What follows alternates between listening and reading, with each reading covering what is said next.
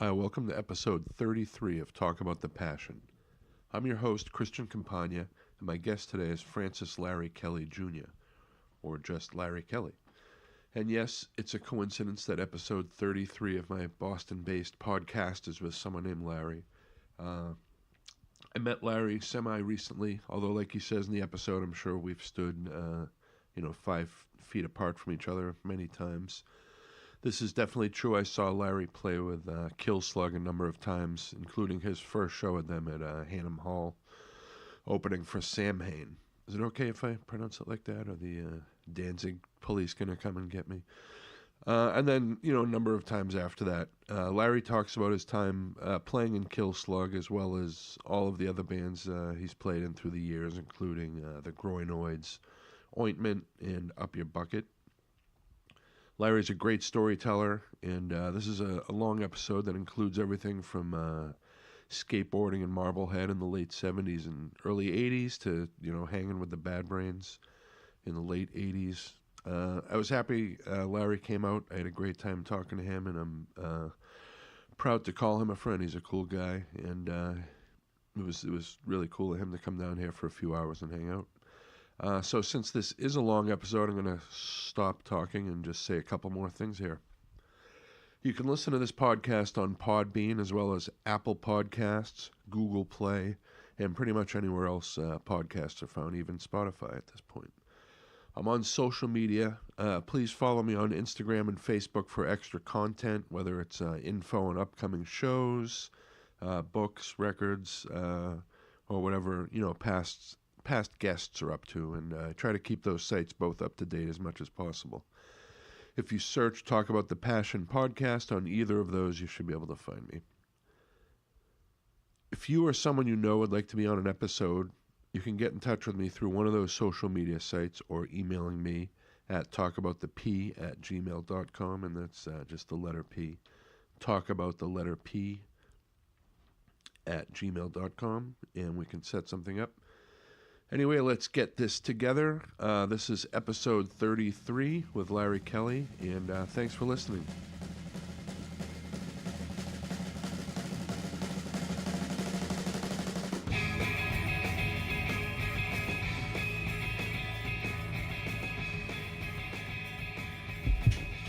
All right, well, I'm here with Larry Kelley, and how you doing today, man? Good. And where did you grow up? I grew up not until I was 10 in Marblehead, Massachusetts, birthplace of the American Navy and the home of the Spirit of 76 painting, and was a skateboarder and skateboarded Zero Gravity, stuff like that. Ran with a bunch of knuckleheads that are, most of them are still alive. That's good. So, did that at an early age and worked construction when I was 14 on a jackhammer. Mm-hmm. Would go skate on the weekends. Generally didn't go to school that much. Yeah. Wasn't really a good student, dropped out. But I was working the whole time and making money, going to have a future in construction, which... my actual future in construction didn't happen until like 12 years ago. Yeah. But basically, I was stoned, drunk, partied, went to every single possible musical thing you could imagine. Yeah. Concerts? Yeah. From Emerson, Lake and Palmer and Jethro Tull all the way to the Buzzcocks and Roy Orbison. And at a certain point, when I was younger, hanging around with my knucklehead friends in Marblehead, we had access to my friend Matt's mother's record collection. Mm-hmm. She had a boyfriend who collected records, and he had every single record known to man. Yeah. We were sitting in his basement getting baked all the time, making pot brownies and in between skateboarding, and we would look on the wall and say, well, what's this record? Oh, the Commodores. Oh, Slade, Savoy Brown. A lot of English blues stuff. Yeah. Tons of Rolling Stones, the Yardbirds. And we just kept getting stuff. We were into most of the rock and roll stuff. But I also had another buddy of mine that would go to England. His father lived there, and father didn't know what to do with him. Yeah. Because he was, 13, 14. And kid was like, Dad, bring me to the record store. So when he came back from England, we go over to his house, and he would have all the English punk stuff, the Stranglers. Oh, yeah. So this was the first you heard of that stuff. Oh, yeah. Yeah. And God only knows if he still has those records. I mean, he was getting first prints of pretty much everything. Yeah. And for people listening, like Marblehead, there was no record stores in Marblehead to get this stuff. For a little while, there was a record store, but it was probably a front for drugs or something. I know when I started getting music, I was getting it in Swampscott at a place called Popcorn Records. Yeah. And I bought a Dead Kennedys record there when I was real young. But we didn't have tons of used stores, and Newbury Comics was just in the city. It wasn't out in the suburbs yet. Yeah, Newbury was very, very small. Yeah, it probably wasn't even... Well, at that time, we were skateboarding so much. Yeah. That we would do the record mostly in the winter when we couldn't skate. Yeah. We'd be buried in Matt's basement, and Matt's mother, who's awesome, was sort of liberal with what we were doing.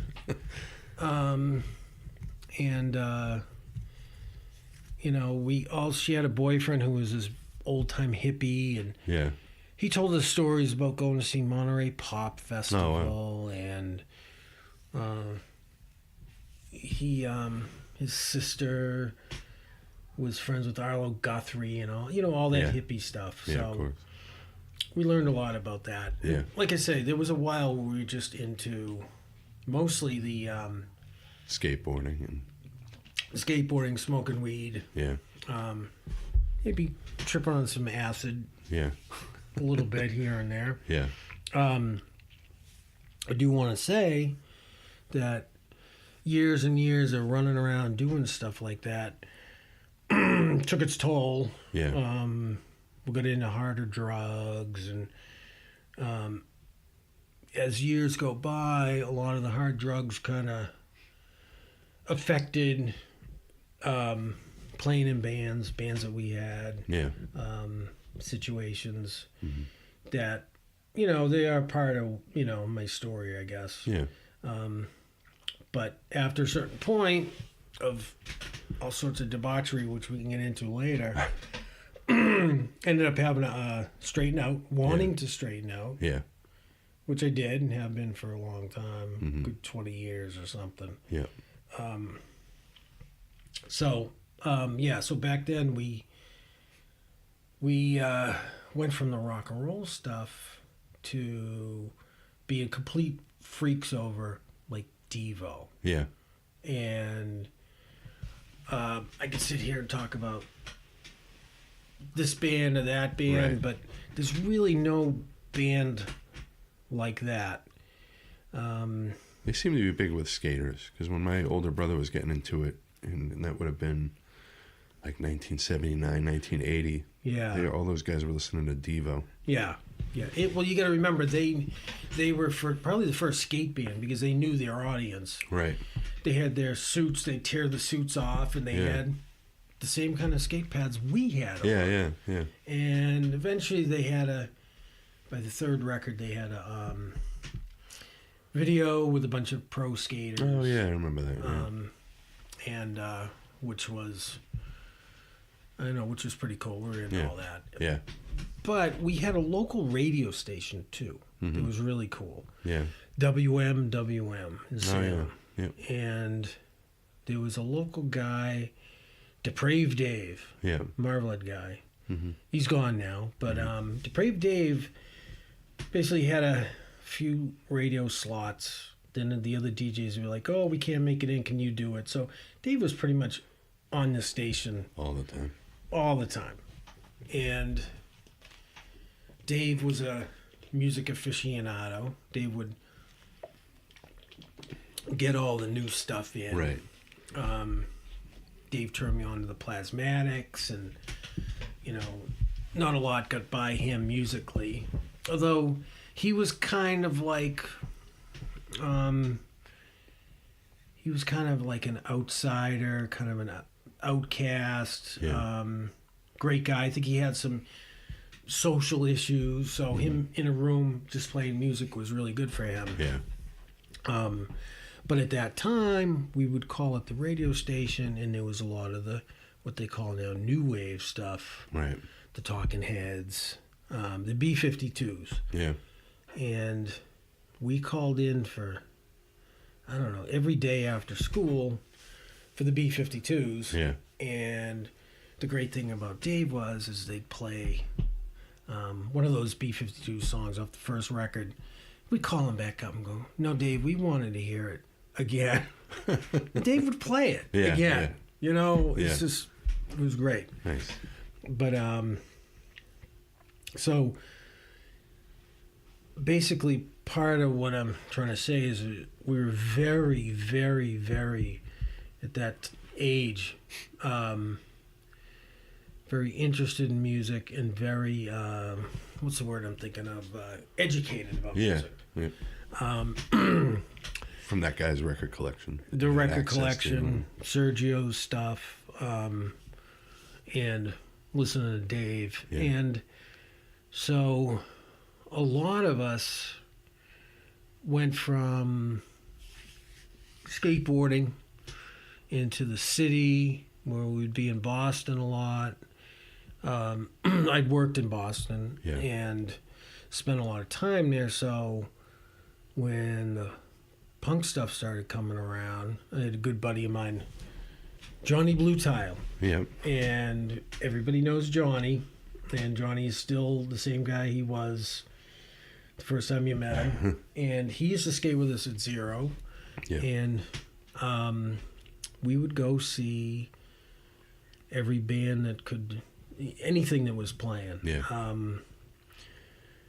There was a lot of Boston underground stuff that was going on. Yeah. So we'd be out skateboarding. Let's say, for instance, we'd run into a friend. They go, "Oh, we're going to see Roy Orbison." Right. We go, "Who's Roy Orbison?" He's playing at the Bradford Hotel. Yeah. We went to that. Unbelievable. Yeah. So we'd gone through all the Emerson, Lake and Palmer stuff, and it sort of shifted. And Yeah. then, like, at a certain time, I should say, Chris Corkum was a DJ on. Yeah, I was going to say, radio. actually, he was the kid that I listened to his show and Yeah. a few years later, and Yep. he got me into a lot of stuff. And, Yeah. And Chris likes what he likes, but and he's also the same guy he was then when I see him now. absolutely. He's an encyclopedia of music. Oh, and yeah. he's a cool guy. I'll run into Chris in Market Basket. Well, I used to years ago. Yeah. Running into Chris at Market Basket. Yeah. And we sit in aisle 4 and we'd be talking about this and that. Yeah, And Yep. Chris actually had Depraved Dave's band, Mm-hmm. the Blind Orphans, play at his graduation. Oh yeah. Which I would have been graduating then, Right. but I didn't because I quit school. Yeah. And the Blind Orphans were playing, and whatchamacallit, the police came, and they said, you know, you guys can have a band here. You guys can play as loud as you want. It's not the quantity of music, it's the quality. You guys got to stop. Yeah. And they stopped them for that reason, which was great. Yeah. Yeah. And this was in Marblehead. This is in Marblehead, yeah. And Chris is such a good-hearted guy, and Yeah. Chris was somehow he knew the Misfits or Glenn Danzig mostly. Yeah. They were friends from when somehow we hooked up with Glenn, and Yeah. which I guess I want to just cover one aspect of certain things that we might talk about. Yeah. Haters. Yeah. People that are haters. Yeah, I think we were talking about this recently because I imagine you're going to talk about the Misfits show that you. The Misfits are hated on. Yeah. And I started noticing how things were about music and people's opinions and the hatred and the me and Matt went to see Bob Dylan. Yeah. Matt Dykeman, Marblehead kid. We went to see Bob Dylan at the Boston Garden. Yeah. And we're young. We were young. 15 or something, 14, 15. Yeah. Something like that. And we sat there and we watched these two couples, they all show up together, and then they like stupidly smoke a joint, and like one guy wasn't even like puffing on it. Right. And I'm like, these people are like phony people. Yeah. They're probably 10 years older than us. Right. And the guy and his wife stood and goes, well, Bob just isn't cutting it for us tonight, blah, blah, blah. Well, we got to go. Like, thinking, like Bob Dylan or not, you guys are just showing off and being jerks. Yeah, you want to just be there. Just hating on this guy. Right. You don't like Bob Dylan, don't go. Yeah. You don't want to buy a ticket? Yeah. Go see something you want to see. So, the Misfits, there's haters. Yeah. There's people that are jealous, and, you get into the whole so-and-so's not in the band. Right. Yeah. They're playing this huge venue. Right. And my thing is if thousands of people want to go see the Misfits and pay whatever they want to pay, more fucking power to them. Absolutely. I would have loved to have gone to that. I couldn't afford it at the time. But, normally I could. I just, at that particular time, I would have loved to have seen that. And right. Everyone I know that went to that had a good time. There's nobody that was like, oh, that wasn't worth the $100 or whatever they pay. Those are songs that's all it's about is those songs are fucking good music. Yeah, exactly. And it's been in our DNA forever. Yeah. And if you went to see them play in Boston, or that show in Waltham, wherever it was, you saw Jerry Only, you saw Glenn Danzig, you saw Doyle. Those guys were there, and then Robo, who can't play anymore. Right. And don't even get me started about drummers being mental cases. But anyway, you see those three guys. So when you saw them, that's, like the lineup when they were famous. Right. So if you're going to go, well, I'm not going to go because Bobby Steele isn't playing in them anymore. It's like, did you ever see him with Bobby Steele? Like, what are you talking about? People do that with like Pink Floyd too. Sid Barrett's not, Well, they only did 2 albums with fucking Sid Barrett. Right. It's like a different band. And they get successful off this, and so it's like you're just gonna hate on the Misfits, and so the haters, right? But early on, Chris was friends with Glenn, talked to Glenn, and that's where I learned that he was very personable. He'd stay in touch with the people.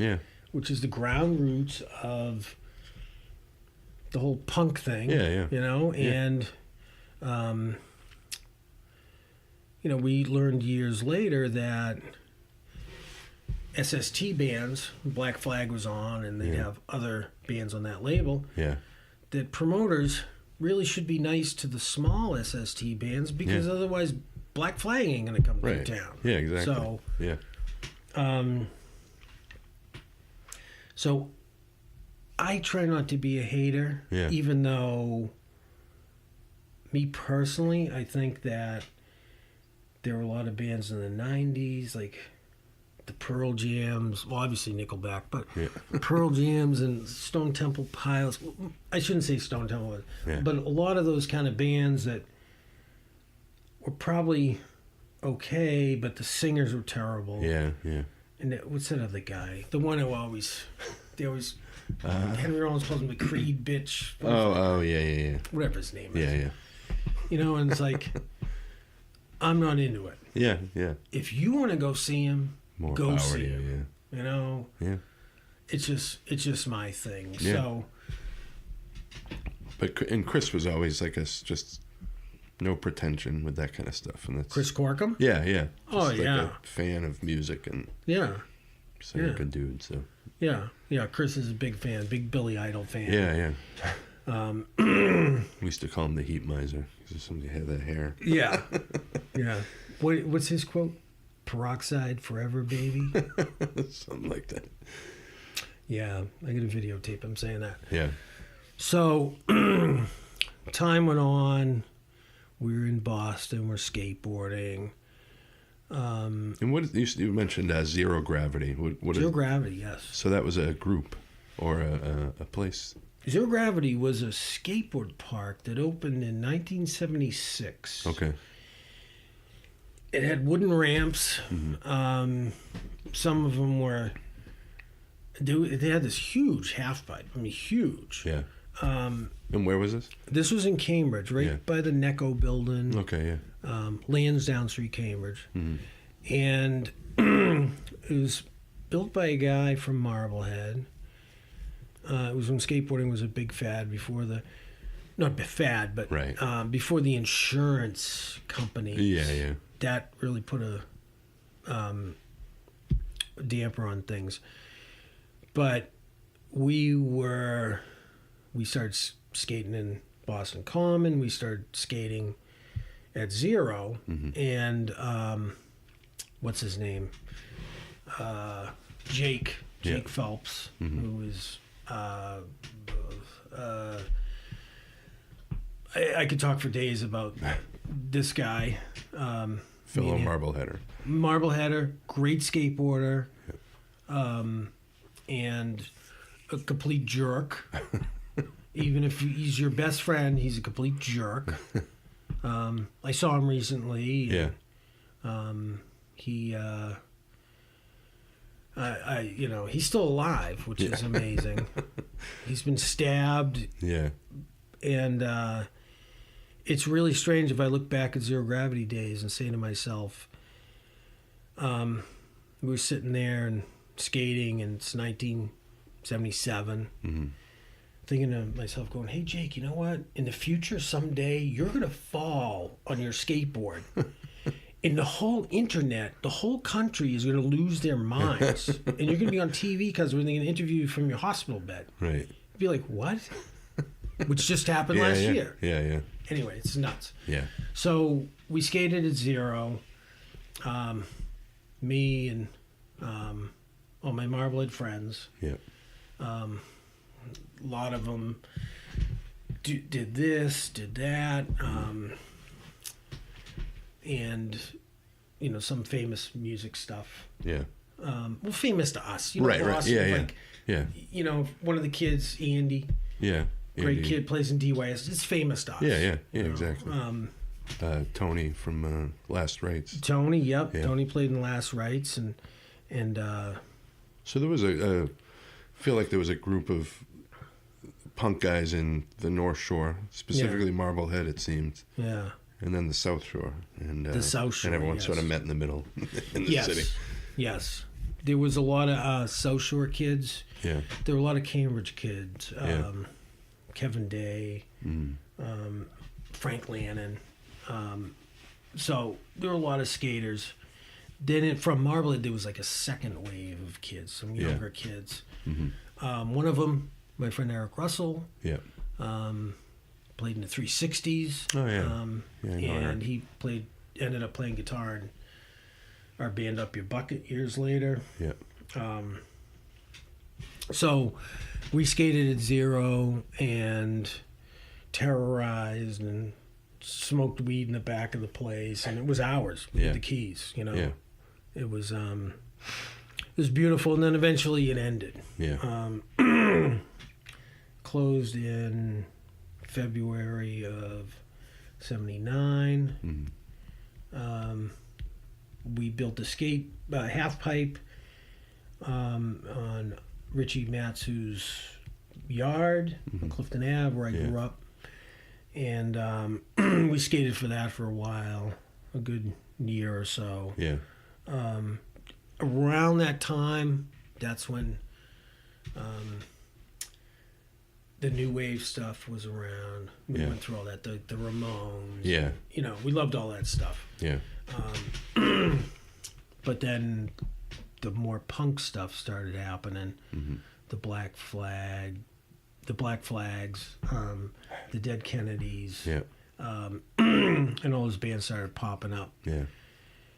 And, I mean, the Ramones had always been around. But, Right. We'd go into Boston, we'd skate, and things shifted, like, school-wise, even though I had dropped out. I was still working, skating, partying, working, skating, partying. Eventually, I did get in trouble. Yeah. I had to go on vacation for a while. Yeah. And I learned that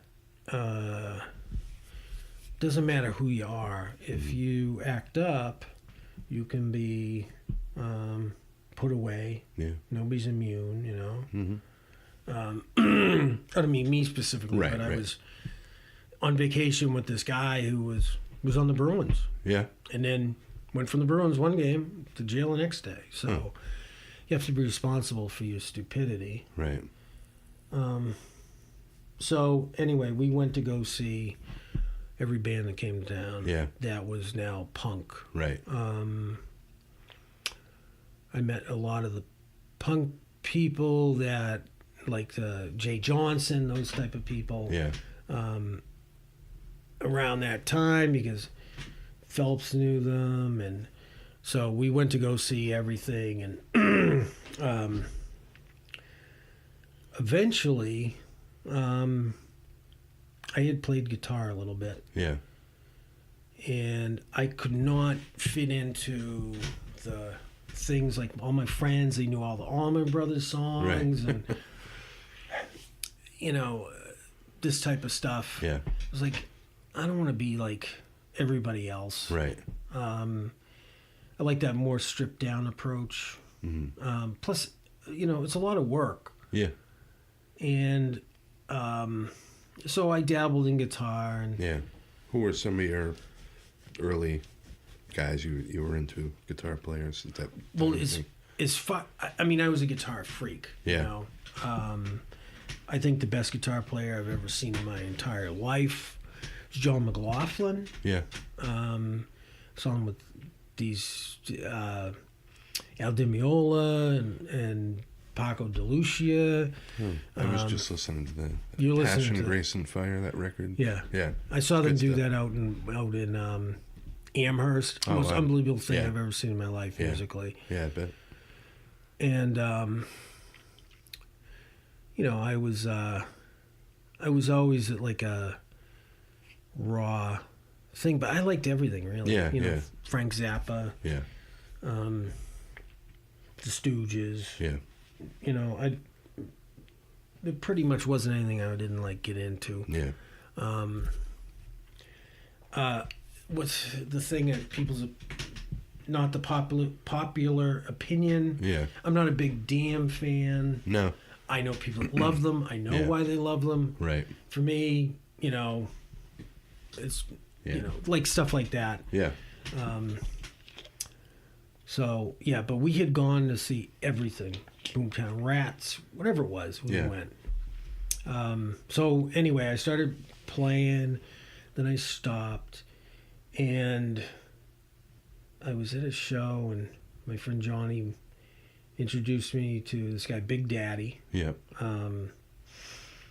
and years later, I ended up, well, not too much past there, Yeah. ended up meeting him, and that was a catalyst for playing, really. Yeah. Yeah. So, I ended up moving into South Boston. Mm-hmm. My father's business, we had this building, had an office in there. Yeah. Turned into a, like a jam space, and I lived in there Oh, all right. after I got out of vacation. Yeah. And one night, well, actually, let me skip back. Me and Johnny would go by, and Johnny had this friend, Ty, who was the drummer at Kilslug. Yeah. And we'd go by Ty's house and yell up, "Hey, Ty, send us down some tapes." Yeah. And he'd send us down some tapes, and me and Johnny would go around skateboarding and find people that even looked like if they had a leather jacket on or a pin or something. Yeah, remotely. Newbury Street, wherever. And we basically like force them to buy these tapes. Yeah. Right? We'd listen to it all the time. Yeah. Vampire Fire. And I listened and I'm going, wow, like this is a band I could play in. Yeah. Like this is more stripped down. And Ty would have the snare drum where the floor tom is and the floor tom where the snare drum is. And, so at one point I was working construction and on a construction job outside North Station. Mm-hmm. And I put these lights on the job and protect the job for the night. Yeah. And then we go by and we see Ty. Ty goes, "Oh, we're playing tonight." So we go down to Chet's. Yeah. It was Chet's at the time. And so we're hanging out with Ty. And I'm like, "Oh, I get to see Kilslug. Finally get to see them, Yeah. And Ty goes, "Hey, can you help me?" And I go, "Yeah." He goes, "Come over here." And we go over to the same job site. My father's equipment, lights and stuff to protect this job site. And we start taking the stuff and putting it on the stage. I'm like, wow, this is 4 hours ago I'm putting this stuff on. Right. I'm wrecking it. So I went to go see them play, and I was like, all the usual characters were there. Yeah. And, Old Man Warren, this older guy who skateboarded, at a certain point, they had this coffin with dry ice and stuff. And Larry, to me, Larry Lifeless, at the time, to me, looked like he was 68 years old. He was like 22 or something, or 4, I don't know. So was this the first time you saw him? Yeah, first time I'd seen them. Yeah. Now, I was also a Sickness fan, which was an offshoot of Kilslug, before there was Kilslug. Oh, okay. Before there was Kilslug, there was Larry singing and playing guitar. Yeah. And Big Daddy, who was the bass player, and he played what they call the sickness-sizer with his feet. And I heard the stories of them driving on stage on big wheels, and they had stolen these big Dristan boxes and put them on there in Anison. Yeah. And if you listen to this live tape of them playing at CBGB's in 1979, it was one of the greatest things you're ever going to hear in your entire life. Yeah. It is just so good. This is The Sickness? The Sickness, which is 3 guys. Yeah, yeah. They had a saxophone player come in and play with them. Huh. Anyway, so I go see Kilslug. I'm like, wow, this is great. And become friends with the guitar player of Kilslug. Yeah. Whose name I'm not going to mention. Okay. At that time. Right. So right around then, I run into this guy, and I have my guitar, my amp in my building, and working and partying, and so I run into this guy and his friend, and this guy's name was Cheesley, and his friend was Mongoloid. Mm-hmm. Previous to this, they had played in the Groinoids. Right. This guy, Big Daddy. Mm-hmm. Different instruments, whatever. Right. So they go, oh, yeah, we need a guitar player for our band, Morticia Morgue. Right? Yeah. I said, oh, I have a guitar. Yeah. You have a guitar? I go, yeah. I have an amp, too. Do you have an amp? I said, yeah.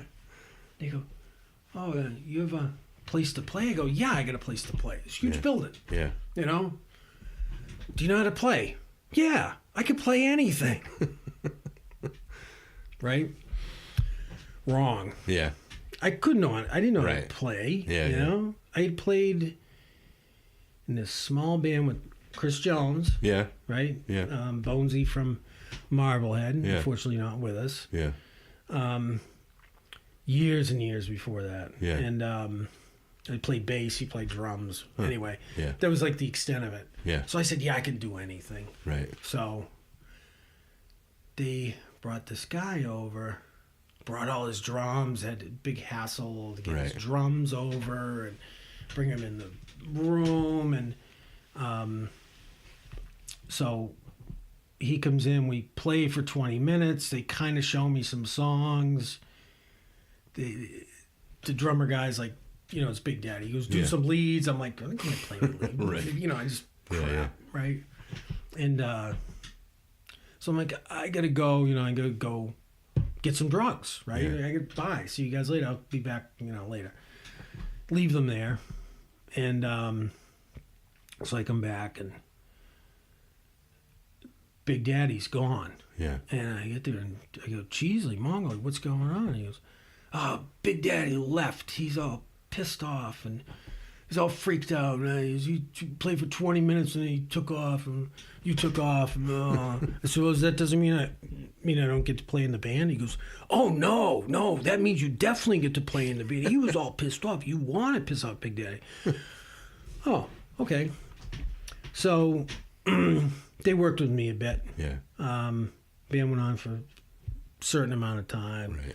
We played at Worcester with Mr. Butch's band. And so during this time, was good friends with Cheesley, Mongloy, Big Daddy.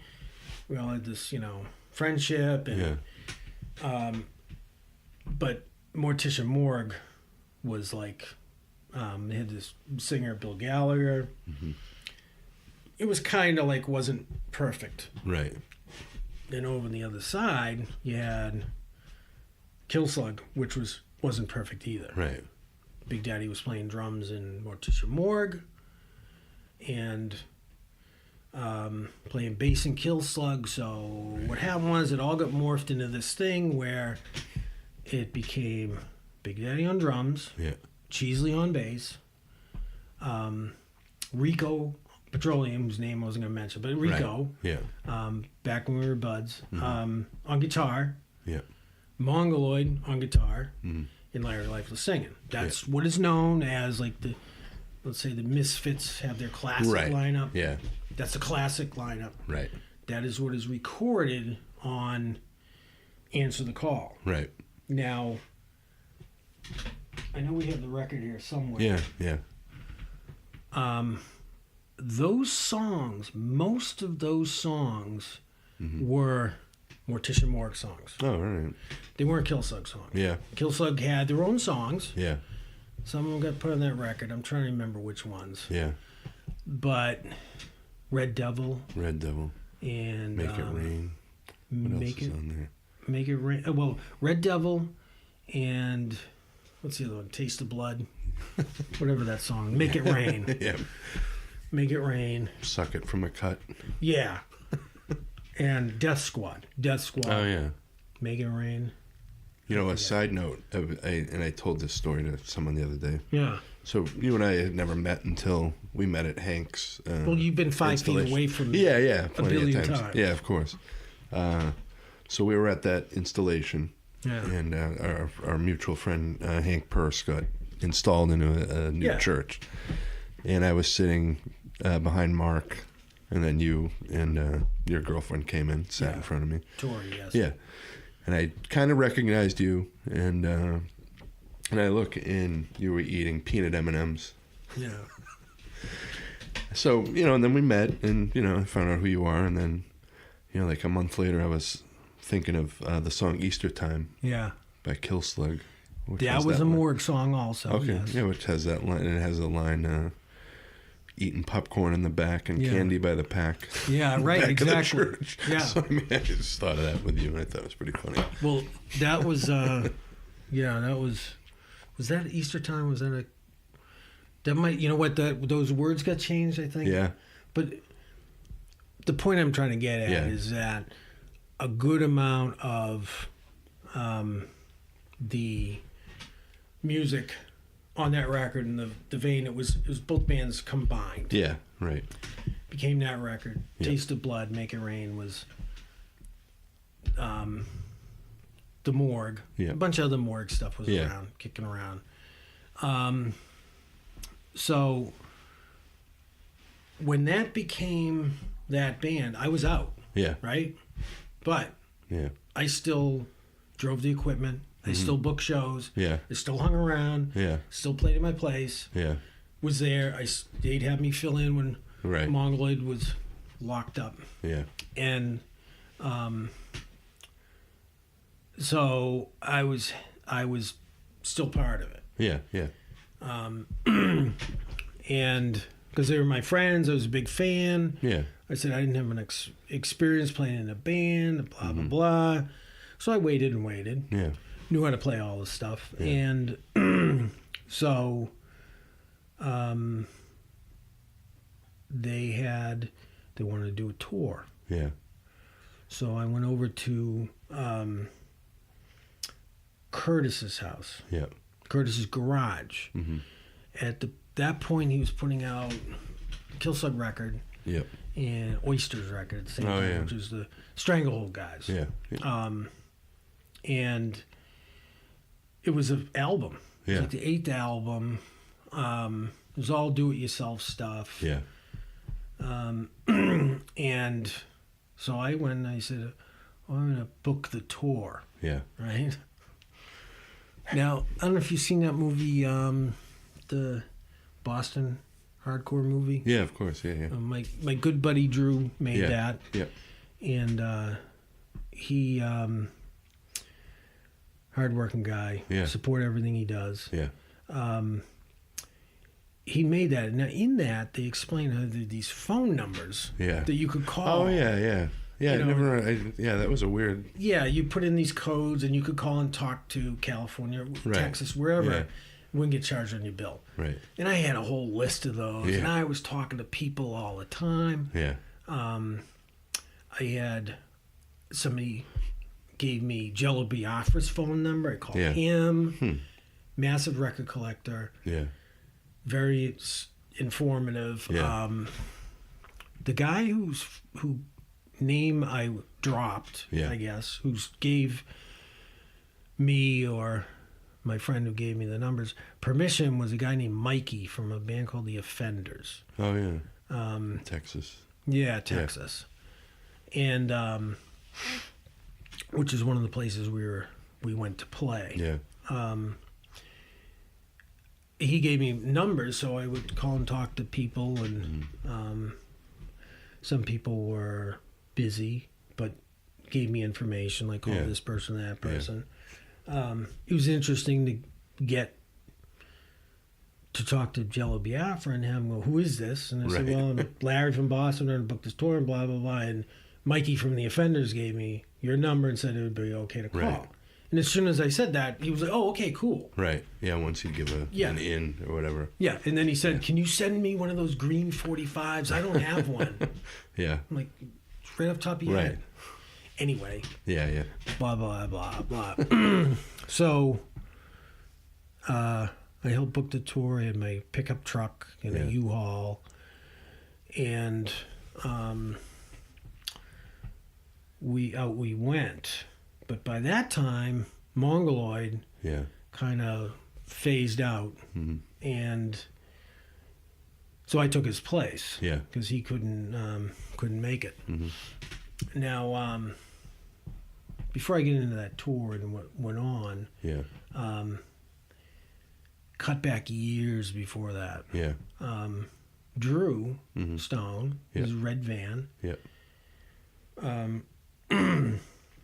drives us down to Providence. Yeah. And I go there and the Bad Brains are playing. Mm-hmm. And so we go down there and Drew knows them, Yeah. known them forever. Yeah. And we go and we sit. And we go in backstage. Now I'm sitting there looking and there's these 4 Rasta guys sitting there. Yeah. I'm like, this is, you guys are the band? Yeah. And sitting there quiet in this Yeah. back room. Yeah. And the owner, Mm-hmm. it was a living room. It was a living room, I believe. Yeah. The owner's mother cooked for the bands. Yeah. And he comes with this huge thing of chicken, Yeah. right? Now, I had, at that time, years before this, Yeah. before the Kilslug tour thing, I'd broken my leg. It finally got better. Yeah. So I was just out and around. And broke my ankle. And so I had been selling pot like crazy. Yeah. So I'm sitting there and I'm looking at the chicken, and they're looking at me, look at the chicken. And then I'm looking at them and looking at me, looking at the chicken, blah, blah, blah. It was like 45 minutes. Daryl goes, "We're vegetarians. Have some chicken." Okay, cool, blah, blah, blah, blah, blah, blah. Start talking. Yeah. You know, these guys, good guys. Yeah. And became buddies with them. And they go out and they play. And I'm like, can we swear on this? Yeah, of course, yeah. Oh, we can swear. Yeah. Oh, we can do whatever we want. I was like, holy fucking shit. Yeah. I mean, like, get back to the haters. Right. You see this show and you're like, this is like insane. What year would this have been? It was probably 80.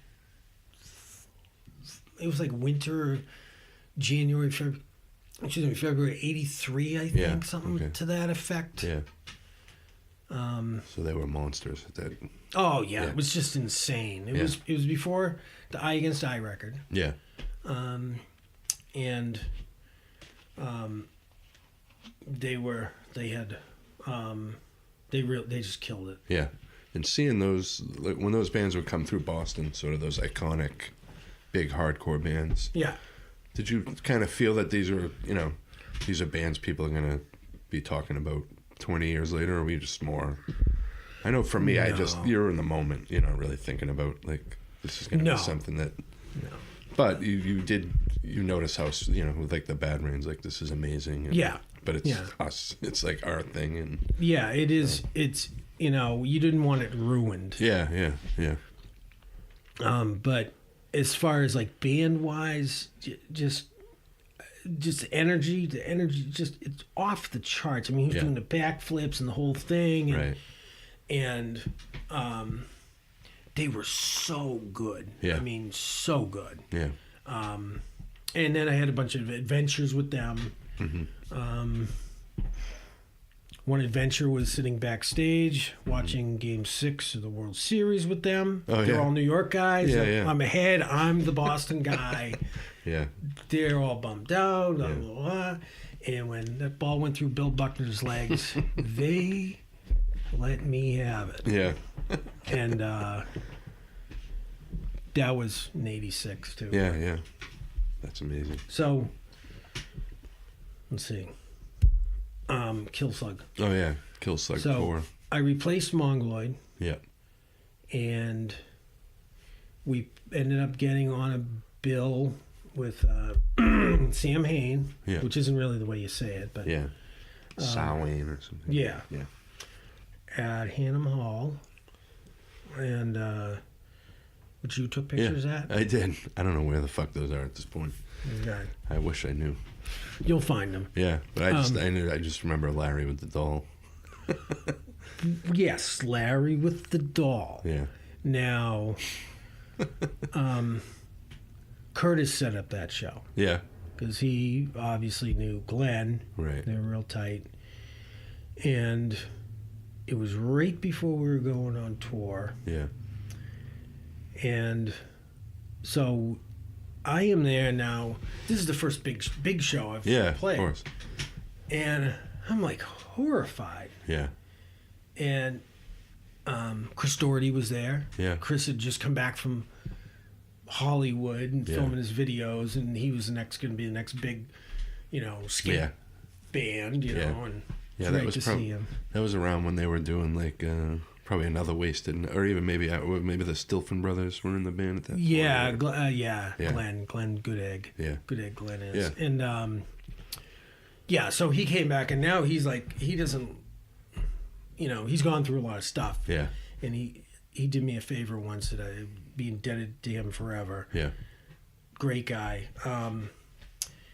He was now like, this famous, he was like the guy who was going to make it, and the skate rock and all that. Yeah, of course. Anyway, so I'm nervous. There's all these people there, and so we start playing. Now, the first song is a warm-up song. Yeah. And so I do most of the work on the song. Yeah. Which is fine. Yeah. You know, I get loose, right? But I'm like going, oh my God, this is like this. What? How many people were at that show? Yeah. The place was filled. Because that was probably the first time Danzig had been back and around Boston since the Misfits in 82 or whenever that was, 83. Yeah. With Gangrene. Right? Yeah. So I'm like trying to hide behind the neck of my guitar. Yeah. Right? And I look over him, the other guitar player who ended up being able to play songs like, what's the song,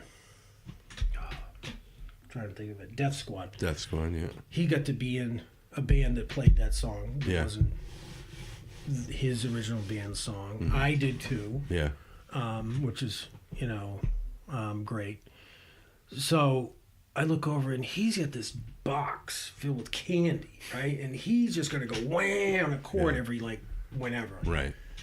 And he's throwing this candy out. People are diving for Yeah. it. And then I look over and Larry's got this little doll, right? And he pulls out and he's got this dagger. And I'd seen the dagger earlier. And anyway, he's got the dagger and he's waving it around and this and that. And he's like cuts the doll's heads off. He's going like this and like purple blood's coming out. Yeah. And I asked Larry. Larry said, Larry, what's all that sticky stuff that was in the doll? He goes, well, I couldn't find like anything red, so I used purple Kool-Aid as blood. I'm like, all right, cool. So halfway through the song, I'm like, you know what? He's killing this little doll with the blood coming out. He's throwing candy. He's like, and just like, now I felt at home. That was the first time I saw you guys, probably as well. Yeah. And that was my first big show. Yeah, that's amazing. So, to make a long story even longer, right around that time was when the Kilslug album was being released by Curtis on Tang Records, number 8, I think it was. I had stayed in touch with the Bad Brains because of this stuff over the years. And HR called me up. He goes, hey, I'm flying into Boston, blah, blah, blah. Can you pick us up? We're going to this recording studio out in Brookfield, Mass, where the Rolling Stones had been years before. They rehearsed out there. And I had actually been there filming a commercial with Bill Kazmaier. Oh, yeah. Do you know who he is? No. He's world's strongest man. He was bench press, deadlift. Right. Famous guy. Anyway. This is Longview Farm. Longview Farm, yeah. And so they're like, yeah, drive us out there. So I go out there and we're hanging out and the Bad Brains are going to record a new record. Yeah. And so I go out there, hanging out, have dinner with them, and chilling out. This guy, Ron St. Germain, was a famous producer, worked at Electric Ladyland, stuff like this. He's out there, and they're going to record Eye Against Eye. Yeah. So I was like, okay, and I dropped them off, hang out for a bit, go home. They call me back. They go, we need a drum set. Yeah. Well, I have the van, or the U-Haul with drum stuff in it. So I grabbed Big Daddy's drum set and I drive out there with his drum set. Yeah. And they're like, oh, you saved us, blah, blah, blah. Yeah. And then they set up and I just got a hotel and my girlfriend at the time came out and I sat there and watched them make that record. Really? And with Big Daddy from Kilslug's drum set. Same drum set that's on Answer the Call. Huh. Anyway. Yeah. It was unreal. Yeah, I bet. There's a certain point they finally set up everything. Yeah. And they did a rough take of the song Eye Against Eye. Yeah. Before there were backing vocals. Right. And everybody in that booth was sitting there going, oh my God. Yeah. Like, yeah, it was almost like because I feel like they invented hardcore. And then they reinvented it with that, because that record is it's like it's crazy. A completely different. It's different. Yes, genre. it's different. But it's good. Yeah. But if I heard I always think of this like the song "Secret 77," Yeah, or "She's Calling You." yeah. If I heard that and it wasn't the best, and someone, I probably would have been like, "Oh, what the hell is this?" Exactly. But in the context of that record, it's Yeah. I love that record. Yeah. I think it's great. Yeah. So, this is my last Bad Brains thing. Yeah. There was a time where they were broken up, and it was before they recorded that record. Yeah. They played those songs. Yeah. My girlfriend Tori, Yeah. her best friend, was my ex-girlfriend. Yeah. My ex-girlfriend's like, oh, I never got to see the Bad Brains. Yeah. They'd been broken up. Yeah. And so me, think I'm all cool, right? I said, well, like, yeah, let me call them. Yeah. She goes, you don't know them. Right. I said, yeah, I do. Yeah. And she goes, no, you don't. So I said, yeah, I'll call him. I call him. So I call him up. I call up HR and I go, hey, my girlfriend's here. She wants to hear you guys play again. Right. And he goes, guess what? And what? He goes, we're doing a show in D.C. in 3 weeks. Oh, yeah. Can you pick me up in New York 2 days before? Yeah.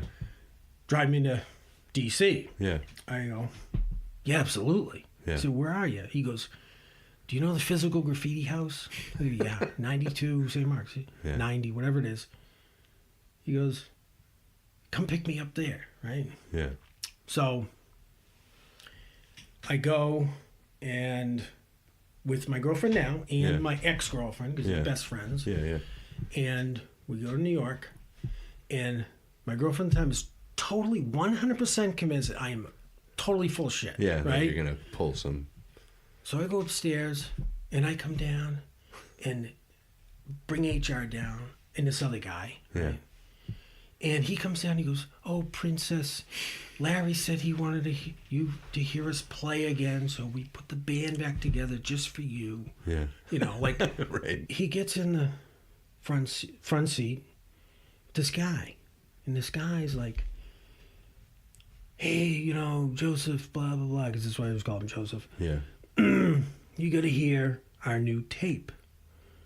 And because he'd never heard it. So this guy puts in this tape. Yeah. And this guy's a singer of this band on this tape. And I'm like, this is unbelievable. Yeah. Like we're driving. Like, HR's never heard it, right? Right. This guy's like just got it like that afternoon. Yeah. Yeah. And we're driving. I'm like, this is like awesome. Yeah. This is an awesome, right? This is like Right. unbelievable. I'm like really blown away. And so Joseph's like, yeah, it's good. You got to redo the vocals. You got to have the vocals redone. Yeah. They already did like a first run of it, whatever. Right. And so we listened to it a couple times, and it was the Cro-Mags. It was Oh, wow. John Joseph Yeah. who was with us, Yeah. who was a roadie for them. Yeah. Yeah.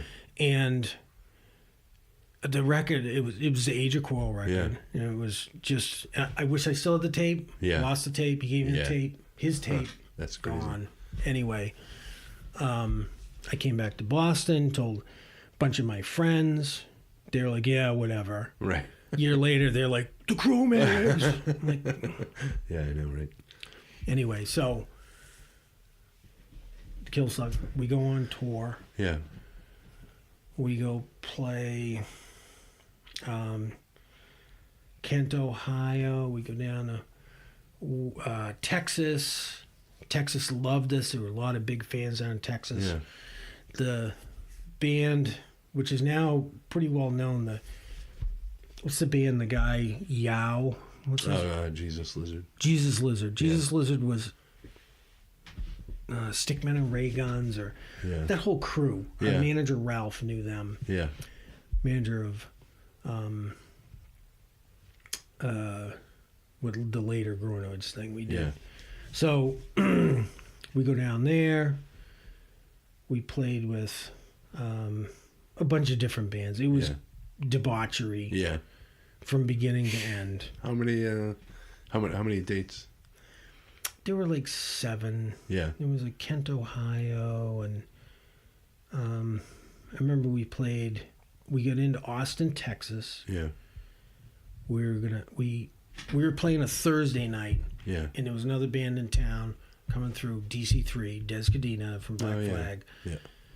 And they're like, hey, you could play with us on Wednesday night if we can get to play with you on Friday night. Right. Whatever it was. Yeah. Sure. You know, so we ended up playing this huge place with DC3 and then the other guy from the Big Boys. Yeah. Chris something. Mm-hmm. Super good guy. He's like, you know, we get on the bill at the last minute, and he's like, no, you guys are on the road. You take the money. Yeah. You know? Nice. So we played there. But, of course, Cheesley, we're 5 minutes away. Like, Cheesley, you know, we don't want to, like, burn any bridges with people. Right. There's Des Cadena. He sang for Black Flag, you know. Right. This other band. We want to be cool with these guys, you know.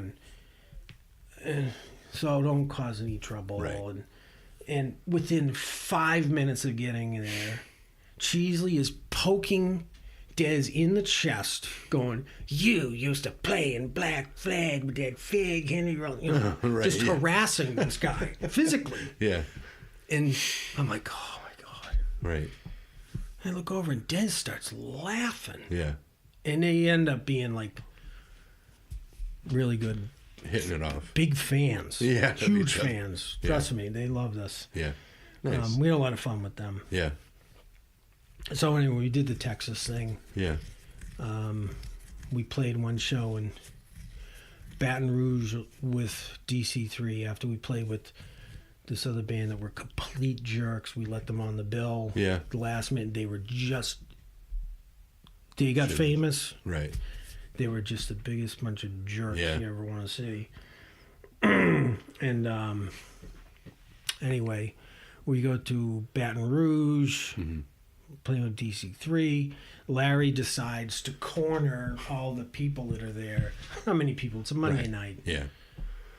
Like build up a barrier and so they couldn't escape. Right. You know, and you know, violates them in all sorts of ways, saying all sorts of stuff that he shouldn't be saying.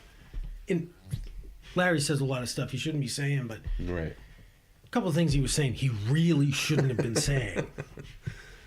So, and if people aren't familiar with Larry Lifeless, if you just go on YouTube and Google, look up Larry Lifeless. Or just Kilslug. Me and Larry, when I was living in Andrews Square, South Boston, Larry would stay over the house. We'd go up to the package store, and these guys at the package store, they had us pegged. Yeah. Right? Yeah, of course. We'd come in, they go, oh, you guys, hey, look what we got here. You know, case of Peel's Light, dark, you know. It's like, look, there's dust on it, you know, there's rat's nests. They go, $2. Right. We just brought it up from downstairs, like, me and Larry look at each other and go, yeah, okay. Yeah. Anyway, Larry, I cannot possibly explain. You know, they say they broke the mold. There's only one Larry. Yeah. He's the most sweethearted guy. Yeah. But as far as singing, you couldn't even make up what he does or says. Yeah. He came up with the line, I can't go to church today. I gotta blow someone away. I mean, it's one of the greatest lines I've ever heard in my life. Yeah. Yeah. So, we were supposed to play with 10,000 Maniacs. I fought and killed to get on this bill at this huge place in Miami that you couldn't get on the bill with. I sent the guy the record. Yeah. He was like, I gotta have you guys play. You gotta back up 10,000 Maniacs. Which, you know, it was like 6,000 people would be there or something, you know. But Larry, before we were supposed to go to New Orleans to play, we played Baton Rouge. Yeah. And I called the girl up in New Orleans the next day. And I said, hey, you know, we're going to be in town tomorrow. But she goes, oh, yeah, you know. I said, no way. We're not doing this show. Right. In fact, I've called everybody on every other show you're doing and told them, no way. You can't hire these guys. You can't have these guys play. I go, what are you talking about? You know, we're not bad. Yeah. She goes, do you remember that girl last night at the show? Larry took her shirt and dumped that barrel of trash down her shirt, bucket of trash. Like, oh. She goes, well, that was me. Like, all right. Whoops. So we came home. Yeah. And that was the end of it. Yeah. It was crazy. And that was probably the one and only Kilslug tour. No, there had been one before that. Yeah. Which is in Cheesley's brother's car. I think there was one after that, maybe. Yeah. But then one night, Cheesley and Mongoloid showed up at my house. I'm in my underwear, and they were drunken idiots and tried to attack me because they were just like idiots, you know. And I was like, fuck you guys. Yeah. So to make a long story even longer, the Groinoids. Yeah. The Groinoids at one point was Cheesley, Yeah. bass, Mongoloid singing, Big Daddy playing drums, and guitar, the other guitar player playing guitar. So they decide, that guitar player even, let's get Larry, we'll be the Groinoids again. Cheesley was gone by then. Yeah. We'll be the Groinoids again. Monge will sing, and we started up again, playing those songs, and we wrote new songs. Yeah.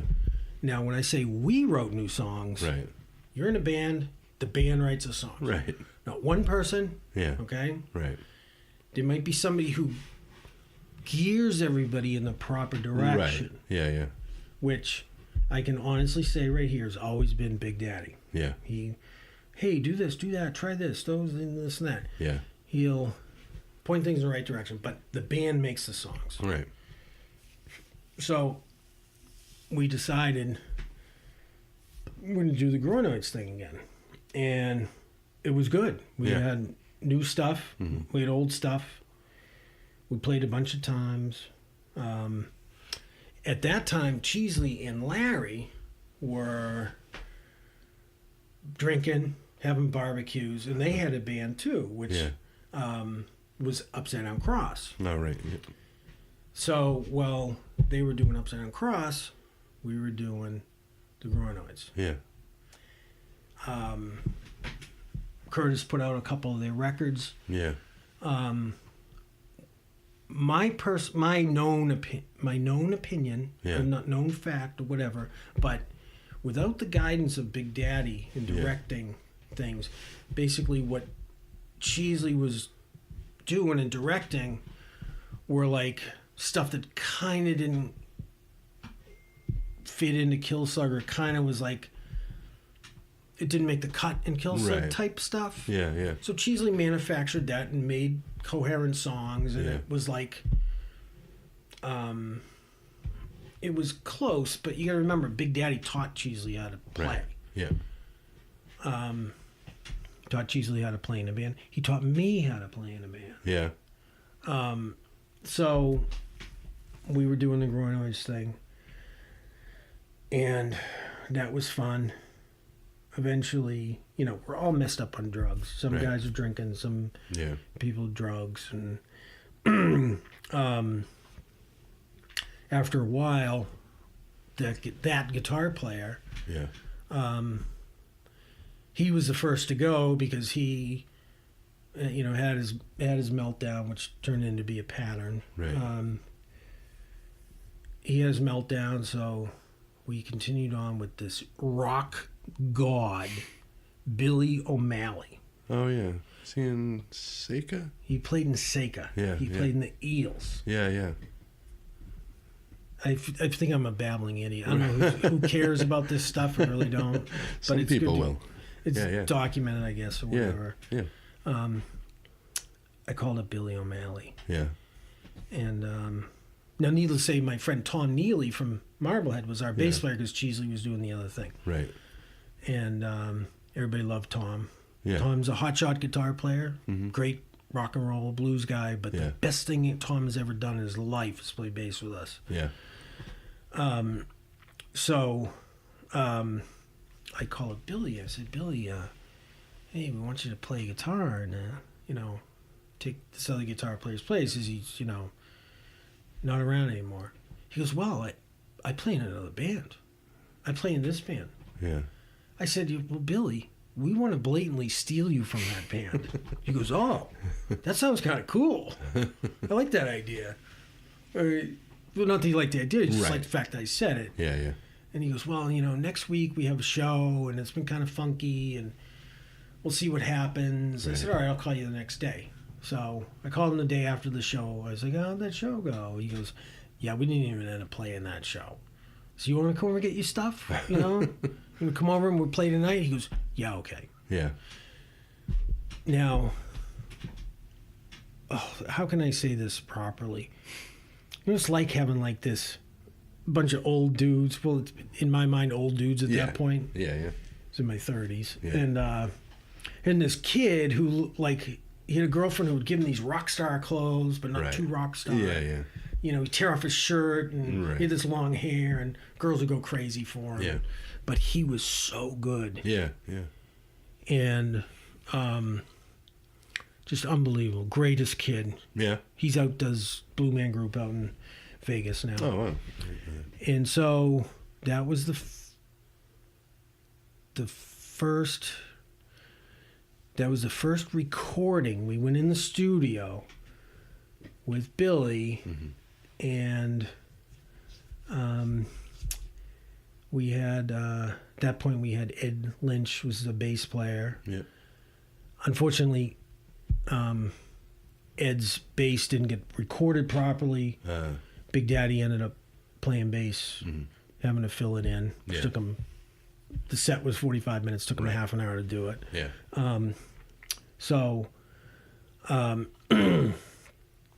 We recorded stuff. Yeah. And because we were all messed up, it sat there. Yeah. I had money and paid for the second greatest, depends on who's going to listen to this, second greatest producer, engineer in the world, Tim O'Hare, from Fort Apache. Oh, yeah. I said, Tim, I can spend $50,000 or I can spend this much, whatever. Right. And he did not milk us, waste our time, this or that. Yeah. 1 cent. Right. He's like, this is boom. So that sat there. Yeah. It's still sitting there. Yeah, yeah. That whole recording. Yeah. I don't think I've ever... It's going to be released. Yeah. The old guitar player who professes to have written every single note ever played by any of us is not playing on it at all. Right. And it's, I'd put it up against anything. Yeah. Really, it's like killer. So I can get you a copy of it. Yeah. And the vinyl when it appears. Right. So we do that for a while, and then we just get worse and worse and stop playing. Yeah. That sits in the can. Time goes on. Meanwhile, Cheesley and Larry are doing an upside down cross thing, and at one point, a record label wanted to put out Kilslug. Yeah. But they couldn't really do it with just Larry and Cheesley. Right. Even though I think Larry, Kilslug's known to be Larry. Right, right. Yeah. So they got the other guitar player to try and play with them. They did put out stuff, which is, good for them. Right. But Big Daddy was going to go play a show with them. And he said to me, he goes, we got to start playing again. We got to start a new band. And I said, no, because you're going to go play with those guys. And I don't want to, have that overshadow what we're doing. Yeah. He goes, I'm not going to play with them. I said, Big Daddy, I know you. Yeah. You're going to go play with them. And, I'm going to wait. Yeah. See. So they decide they're going to go play New York. And so Big Daddy's going to go play New York with them. He never played with them. Yeah. Because they didn't have equipment or whatever. They caused some ruckus, so they didn't have to play. Right. Or they, yeah. whatever. And so it all fell through. And Big Daddy came back. I said, I told you were going to play with them. He goes, yeah, but I didn't. I said, yeah, you didn't. Right. So we started Ointment. Yeah. Which was in the same vein Mm-hmm. of the same type of style that Kilslug sort of was, Yeah. but more closer to the sound we were getting with the second round of Groinoids. Yeah. So we have this band Ointment, and then we get John Kozik. Yeah. John Kozik has played in a billion bands. Yeah. Yeah. And he can play guitar, he can play drums, he can play Yeah. bass. He's a record collector. Yeah. He's got a memory that, he remembers stuff. He's an archivist, he's a collector, and he's the nicest kid you ever want to meet in your life. Yeah. He has his own opinions about stuff. Right. Certain things, so we get him, and we have the band Ointment. Yeah. Which it started off where we needed a place to play, and equipment, and rehearsal room. So Big Daddy kindly went and threw a wrench into our friend's band. So they broke up. So suddenly we have this rehearsal room in the singer, Yeah. who's our great friend. Yeah. And so we started Ointment. And then we still were a mess. Yeah. Yeah. Mess. Yeah. But it had a different sound. Right. It had like Big Daddy wrote the lyrics. Yeah. Yeah. Who was singing in that? Mark Kennedy originally sang in it. Okay. But I forget whether I think some of Mark's lyrics were changed. Right. Or Mark sang some of the lyrics that were the ones Big Daddy wrote. Yeah. So eventually we were, and this is a tough thing because it's a friendship thing. Right. And we went to go play with the Mentors at the Rat. Yeah. Now, I was a Mentors fan. Yeah. I said, Big Daddy, here's the Mentors. He goes, they sound like a ripoff of Tesco V. Yeah. All right, cool. Year later, he calls me at 1 a.m. and says, hey, I want you to come over to my house and meet my new friend. I go over to his house. There's El Duce in his kitchen. We tell jokes all night long. Yeah. We all became very good friends. Yeah. So whenever the Mentors came to town, Yeah. we would play with them. Well, this one night, they were supposed to play with us at the Rat. Mm-hmm. And we were really cranking away at that time. Yeah. It sounded really good, but the Mentors didn't show up. Yeah. So the girl who booked the place, like, can you play your set again? So our singer played the first set, then played the second set. We're like, keep playing. So at a certain point, he couldn't do it anymore because it was like, now we're playing songs you don't know the words to. Right. Yeah. And it was tough. It was a tough thing. It was, when you get in bands and it's like, it was a drag. Yeah. The cool thing is when he's like, I can't finish the set. Right. There were 5 guys right in front of me. Right. That you knew that. Sam from Impact Unit jumped up and started singing. Yeah. He had played guitar in Kilslug for a while. Oh yeah. Yeah. Anyway. Yeah. So we now get turned on to this other guy, a guy named John McCarthy. Yeah. John McCarthy had played in Postmortem. Oh yeah. And honestly, I kind of heard them. Yeah. I didn't know them. I just knew that we put John up there. Yeah. We gave him the words, and he was awesome. Yeah.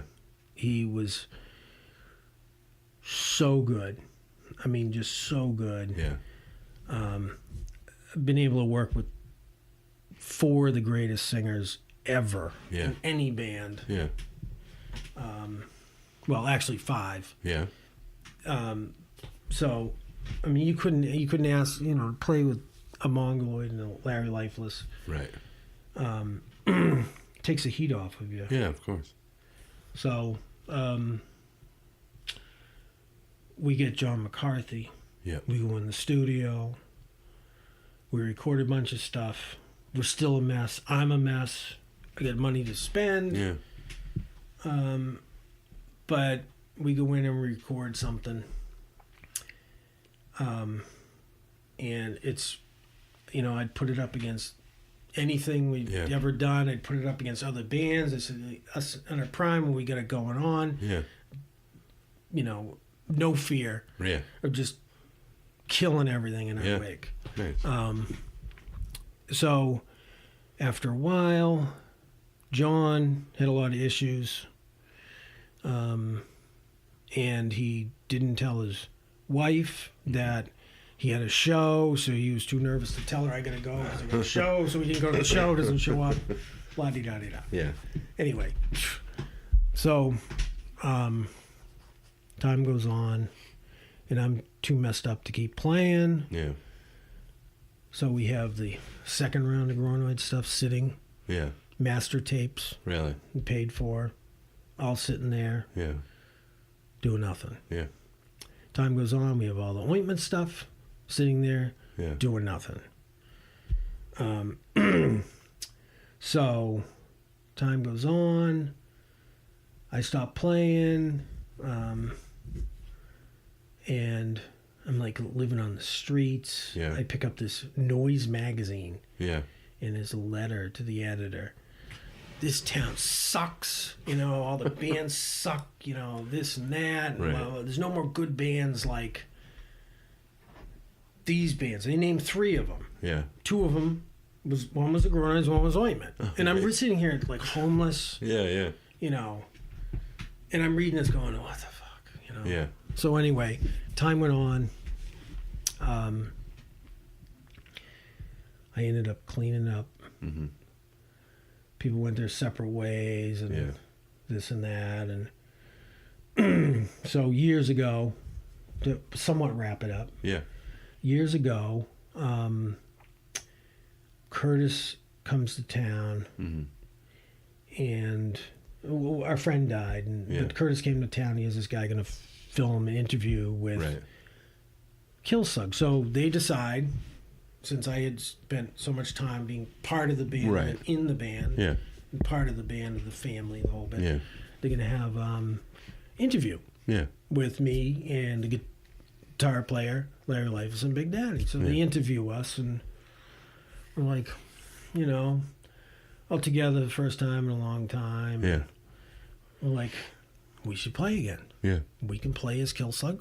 Yeah. We got Larry. We got the guitar player who, mutually agreed that it's Kilslug. Yeah, of course. And I mutually still to this day, when this guitar player was fired by Larry, that we were still Kilslug. Yeah. It's like... Right. Anyway, so we decided we'll get a bass player. Yeah. John Kozik. Yeah. Played Ointment. Yeah. Right? Knows every single song. Right. This and that. Yeah. John played with Seth Putnam. Played AC. I'll just say AC for a long, long time. And so, seasoned veteran, our friend. Yeah. So we get him. We decide we're going to do a reunion show. And do some other shows, which we did. Yeah. Church? The Church, yes. Which is actually on a record. Yeah. It was a fun show. Yeah. Of course, in our planning of what to play, because we wanted to have like a whole complete cross-section of merchandise. Right. Yeah. The set wasn't set up where it should have been 100%, but anyway, we fixed that. Yeah. So we kept playing, doing crazy stuff. Yeah. And while we're doing that, and I doing the Kilslug thing, my friend Richie Baker and the original singer from us 3 go in and we start playing. We have this band, which eventually was called Up Your Bucket. Yeah. So we're playing and we have different singers and drummers and this and that, but when we sat in that room, me and Rich and Mark, we wrote these songs, all three of us. Yeah. And there were certain specific rules. I was like, this cannot sound anything Right. like the Groinoids, Ointment, Kilslug. Yeah. No way. Right. Absolutely not. If something did, I'd be like, no. Yeah. That's Red Devil. We can't do that. Right. Like, Right. this and that. And we went by the school of the way Big Daddy taught me how to play in a band. Mm-hmm. Like he was there. Yeah. Like Richard this and that, and Mark knew, Rich knew. Yeah. So eventually, we go, and John McCarthy passed away. Yeah. And we go to his funeral. We were doing this Groinoids reunion show, which we did. We did it on Worcester One at Church with Monge, and then he went back underground. Yeah. But during that time, I went to his funeral. I meet this kid who I pray for him every day, but let's just say he's an idiot. Yeah. But he was a catalyst. Yeah. They're like, oh, I want to play guitar. And I came and like tried out for Ointment, and I started playing Eruption by Van Halen, and Big Daddy told me to get the fuck out of here. And I was like, all right, kid, Yeah. let's play. So we need a singer. Yeah. You know what he says to me? He goes, what about John McCarthy Yeah. from Ointment, Yeah. his younger brother? I go, he's got a younger brother? Yeah.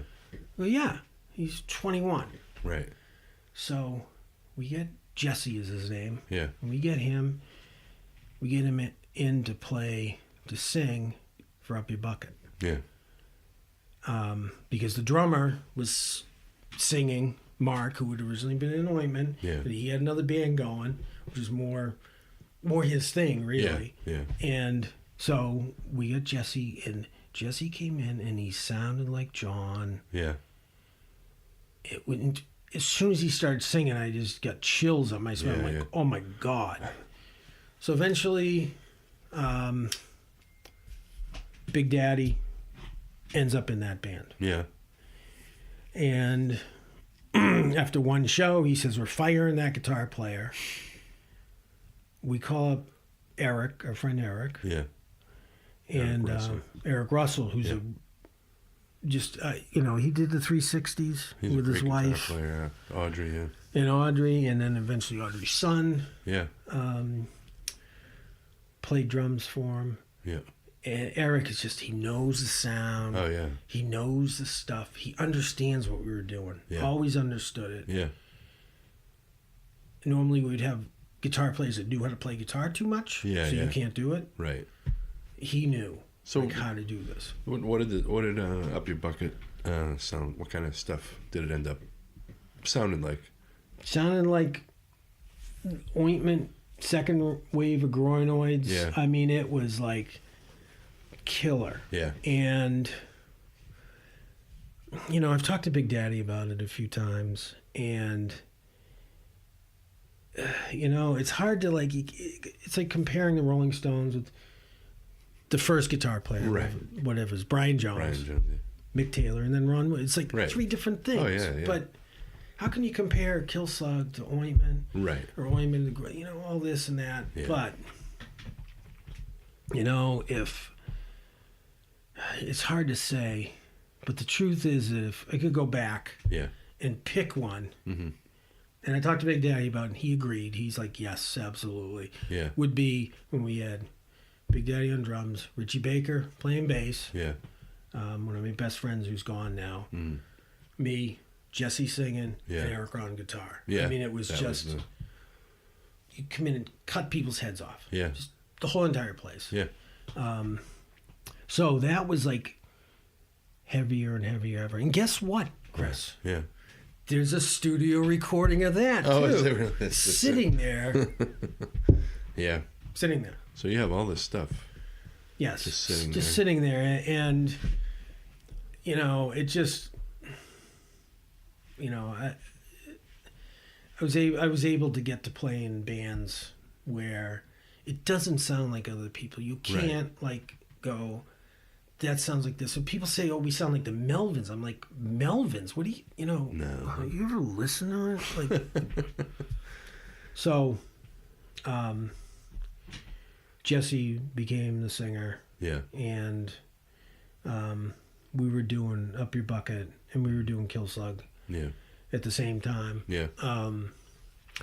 And band-wise, we were doing both of them, and then it was a lot of drama. Yeah. A lot of, like, stupid drama. Yeah. I was clean and sober, and other people, not that it was a drug issue. Right. Big Daddy got diverticulitis. Oh, yeah. And, so at a certain point, I personally retired. Yeah. I said, you know, I can't juggle all this stuff. Yeah. And looking back, I got to play on a stage Jimi Hendrix played on. Yeah. I got to play Punk Island, the first Punk Island. Oh, yeah. Big stage. Yeah. Tompkins Square Park. Yeah. Got to destroy other bands that had no chance of like doing anything after we played. Oh, yeah. Yeah. Played with some great bands that were fun to see. Yeah. But 3 people I got to talk about. Yeah. First one is the record industry. Yeah. I've known Curtis since spent a lot of time with him in his garage when he was putting out vinyl. Right. This is Curtis from Tang Records. Curtis Casella, yeah. And Curtis has been hated on. Yeah. And bottom line, he brought a lot of music and put out bands that would have never put out a record. Yeah. And this question of, like, people say, oh, he owes me money and this and that. Well, if you're a band and he puts out one of your records because he likes you personally. Right. Yeah. And you sell 80 vinyl records. Right. How much money could this guy owe you? Right. You know? Yeah, exactly. It's like, he puts out your first record. Yeah. Puts out maybe an EP or whatever. Right. You get signed to a big label. You know, and by that time, like, you stink. Yeah. You know? Yeah. And he was a stepping stone for that. Yeah, it's a stepping stone. You know? That's what we were kind of talking about that before. Like, he gave us all this great, like, who would have put that Kilslug record out? Or the Stranglehold 7-inch. I never would have heard that. Or, you know, so much great stuff on that. Exactly. That label. The Gangrene sold out. Yeah. For a single there. Yeah. And, you know, honestly, Curtis comes from not a well-to-do family, but comfortable. Yeah. You know? And he's, you know, it's hard to explain, but people hate on him. Yeah. If you're in a band and you finally get signed to some big record label, and by that time you're terrible. Yeah. You know, what you were doing is not what you're doing anymore. Yeah. And you walk around Boston and your friends go, why aren't you on tour? You just put out a record on this label. And oh, Curtis. You know, I'm like, Curtis, you know. I know. I mean, look at like the Boss Tones, you know. Yeah. Curtis put out their first record, EP, whatever it was. Yeah. They still made it. Yeah, yeah. You know, I'm sure they fight whatever, but Yeah, I don't think it's I think that was a labor of love at first, and it just helped bands. And that's what Curtis says to me. He goes, that was a labor of love. Yeah. Which means it was a waste of time. It didn't make any money. Yeah, he probably wasn't making it. Yeah. And, you know, I don't want to speak for him. Yeah. But I guarantee, in my eyes, I've never seen anybody talks shit about him on Facebook or whatever. Yeah. I've never seen anybody go up and say, listen, you owe me $600 on this record. Nothing. Yeah. Nothing at all. Right. Nobody. You know, so, but the bottom line is that guy Curtis is one of the biggest fans of music you've ever seen in your life. Yeah. I've seen him be places and just dig deep. Yeah. He's gone on airplanes to fly to Minneapolis to look for a certain record in a certain record store. Yeah, yeah. So. Oh, yeah. He's. he gets haters. Right. And if you have a problem with him, you have business with him, you think he owes you money, talk to him about it. You know, it's like. Yeah. The other thing is my friend Drew. Yeah. Drew goes to make a movie about a time where he was there. Right. You know, he's a New York guy, but he was going to school here during the time all that stuff was going on. Right. His band played Gallery East. Yeah, yeah. He's a filmmaker. Yeah. There might be other filmmakers around. Yeah. But he was there. He can document it. Yeah. You know, you see the pictures that are in the movie. He's in them. Yeah, yeah. You know, and then people, you know, harass him. Oh, give him a hard time. Oh, how come, you know, a New York like guy my band wasn't in it, you know, or how come you didn't tell that story about the time, you know. Yeah, you got 90 Dickie minutes Barrett. and so much stuff. Yeah. That's it. Yeah, Dickie Barrett, you know, stole my pen in junior high school. Why isn't that in there? Right. Admittedly, when I first heard about the movie and I went to that, they had the show at Wonderland with all the bands. Yeah. I remember personally going, why is a New York guy making this movie? And then I saw it and I was like, and then because I didn't know who he was. Yeah. And then I was like, well, it's a great movie. And if someone from Boston wants to make another movie, they can, you know. But exactly. Yeah, he was, I didn't realize he was, you know, I didn't know his story. But, but my first impression was like, oh, a New York guy, what's, you know, but what is Choke gonna make a fucking Boston hardcore documentary? I don't know. You know, I saw Slapshot's first show. Yeah. And at one point, he started saying, "This is a Boston show," and I looked around. And I go, "The band's from Boston. Right. I'm from Boston. That guy over there's from Boston. I don't see anybody else from Boston here." Yeah, wasn't that at Lupo's the first? Yeah. There was with HR and Circle Jerks. Yeah. And we spent all day there. Yeah, that was a long day. I remember that. There was another band, I think PMS played. Oh, yeah. A girl band. Great band. All great girl band. Yeah. Great stuff. So, Drew, he's not going to sit around and sit in his home and complain on Facebook or whatever, or whine. He's, you know... He's out every day. I befriended him on Facebook. He's out every day doing something. Yeah, he's, you know... The New York hardcore thing, or the movie made... the New York one's awesome. That guy? Yeah, the New York one is great. And then the Michael Lago movie. That was great. Like, you know, that... But that's a guy that has ambition and just, he goes for it, so... Yeah, absolutely. Yeah, you know, to beat up on somebody who's creative while you're sitting around... Yeah, it's people that get jealous and bitter that they didn't... Yeah, they don't make a scene about them. Right. Like, you know... There's only so much time you can... And only so many bands you can cover, you know? Yeah. He asked me about the movie. Oh, you know, you film something. I'm like... You don't want to talk to me. Yeah. I'm like, when you said you want to talk to me, I'm like, what the hell am I going to talk about? And I haven't shut up the whole time. Yeah, no, I know there's this. It's hate, you know? Yeah, it's not about them and look at my history. And, so. And you had a third person you wanted to test? What's that? You said you had 3 people you... Yeah, you know what? Actually, I have 4. Okay. I see you having coffee now and then, getting my coffee in the morning now and then. A guy, I don't know him particularly. He's, hi, hey, how you doing? You know, years been, you know, seen his band, this and that. And is Al from SSD Control. Oh, yeah. That's my cousin, you know. Is it your cousin? Yeah. So, your cousin... Yeah. There was a certain time and place in the world that band worked perfectly. Oh, yeah. They're hated on, whatever. Yeah. But, you know, there was a point in time where they just owned the world, you know? Yeah. And you can either look back and protect that time and understand it, or you can let it get bastardized, you know? Yeah. So you got to protect. Yeah.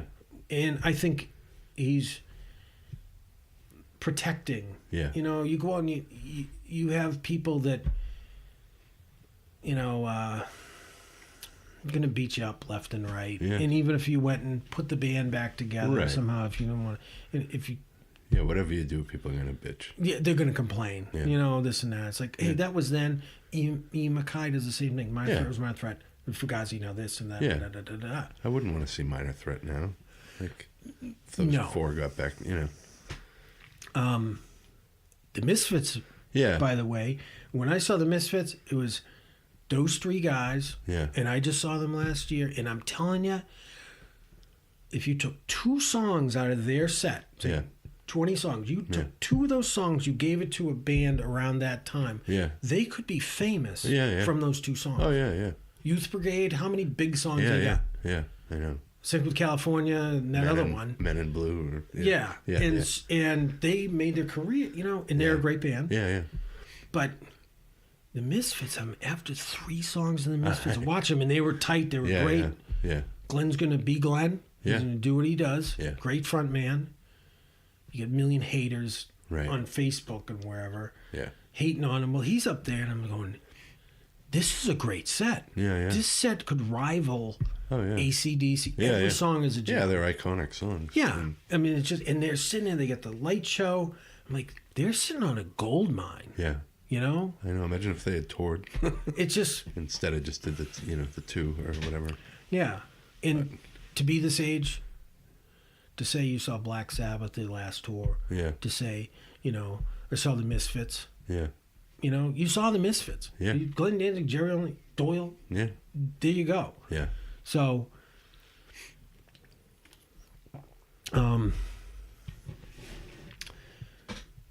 the last guy I'm going to speak about, friend of mine. Yeah. He's dead. Yeah. Should not be dead. He was an iconic person. Yeah. There's the personality, then there's the person. Yeah. This guy had issues. Yeah. Was a maniac, and he. Even if he got his act together, people don't want to see him have his act together. Yeah, they want to see... Yeah, they want the fucked up. They want the fucked up. Yeah. And one great thing, I get text messages at 3 a.m. from this guy years ago. Yeah. Is Seth Putnam. Yeah. Now, Seth, 100% pushed the envelope, much like El Duce. Yeah. Of... as far as you could go, as far as being politically incorrect. Yeah. Incorrect and whatever. Yeah. But he was a big fan of music. Oh, yeah. And... he was a sweetheart. Oh, yeah. If you knew him, it was like, oh, Yeah. When we played Punk Island, we went up there. I have this on my Facebook page. Yeah. Went up to play Punk Island, Reagan Youth, whatever. Yeah. And 100 other bands. I never practiced with Seth ever. Right. So you get up there, and there he is, over on the other side of the thing. Yeah. Playing guitar. Right. And unbelievable. Yeah. Huge fan. Knew the words, knew how to play everything. Yeah. That we... every song Kilslug knows. Yeah. But he came to see Up Your Bucket once. Yeah. Even before Big Daddy got there. And he sat right up front. He grew up with Jesse's brother. Oh, okay. John McCarthy. Yeah. They were best friends. And after we played, now Jesse, of course, hit himself in the face by accident. Yeah. Was bleeding all over the place. Ooh. Just killed it. Yeah. And Seth came up to me and he said, that's the best band I've ever seen you play in. Yeah. I was like, what do you mean? He goes, no, that was the best. I said, even Kilslug. He goes, even Kilslug. So we're playing this show in Portland, Maine. Yeah. Johnny Darga's playing with us at that point. Right.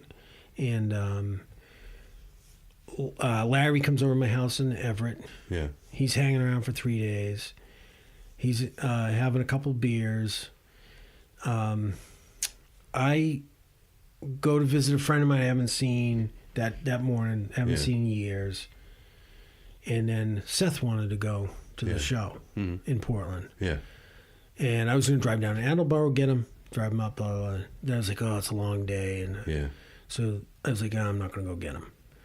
he calls me and goes, "You gonna come get me?" I say, "Yeah, I'll come get you." So I fly down there. I get him. Yeah. I'm halfway home. I get a call from John Kozik. Yeah. He says, "Big Daddy just called me. He broke his leg." This is 5 hours before the show. Like, he broke his leg. He goes, "Yeah, he spilled." Right, so I call. John's like speechless. Right. Like, I don't know what to say. So I call Big Daddy.